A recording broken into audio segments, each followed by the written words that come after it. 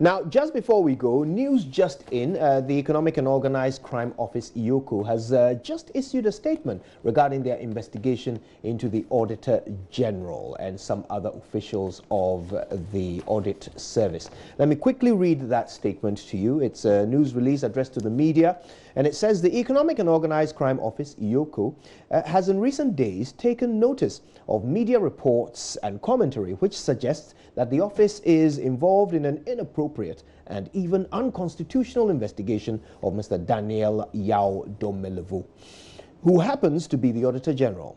While it is not standard practice to discuss ongoing investigations in the public domain, it has become imperative to issue the statement to cure the misinformation being engineered through traditional and social media about the purpose of the investigation and the legal remit of this office. The investigation in question is pursuant to petition received by EOCO on October 14, 2019 from a citizen of Ghana.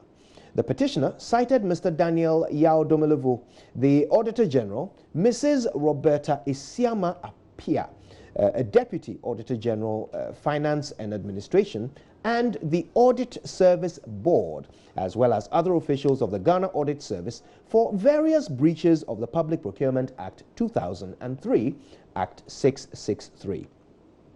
As is standard practice, the said officials have been invited through the Auditor General to assist the Economic and Organized Crime Office, EOCO, with investigations. The ensuing investigation is consistent with the mandate of EOCO, and all persons of interest listed above are being questioned. The investigation is limited to a specific matter and has no bearing on the Auditor General's work in general. EOCO notes two legal positions that are being canvassed to the Ghanaian public. One, that the investigation by EOCO is improper in law, as the Office of the Special Prosecutor is the sole body authorized to investigate all suspected procurement breaches.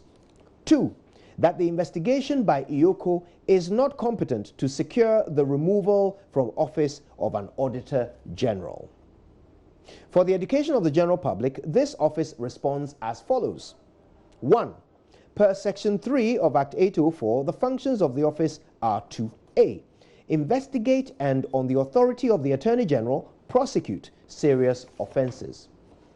The serious offences are further defined in Section 74 of Act 804 extensively and not restricted to corruption-related offences.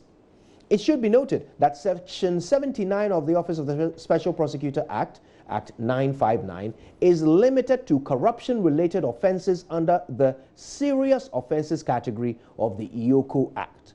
It does not oust the jurisdiction of EOCO from investigating other serious offences that are not necessarily of a corruption-related nature. The impression that EOCO's jurisdiction is totally extinguished by Act 959 is therefore erroneous, and the public should be advised accordingly. The investigation by EOCO is not aimed at the removal of an Auditor General from office. EOCO is neither seized with the power to nor interested in removing an Auditor General from office. The investigations by the office of the various individuals are in line with our legal mandate and purely born out of due process. The attempt to equate EOCO's investigation to constitutional processes for removal from office is additionally misplaced. Here's the conclusion. EOCO assures all stakeholders that it works with utmost respect for the rule of law, human rights, and respect for the Constitution of the Republic of Ghana.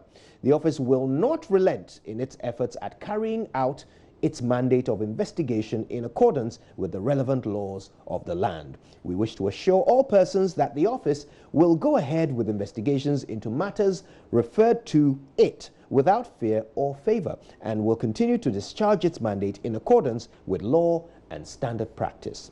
Meanwhile, it is our understanding that Mr. Domelevo has commenced legal proceedings challenging EOCO's power to investigate him.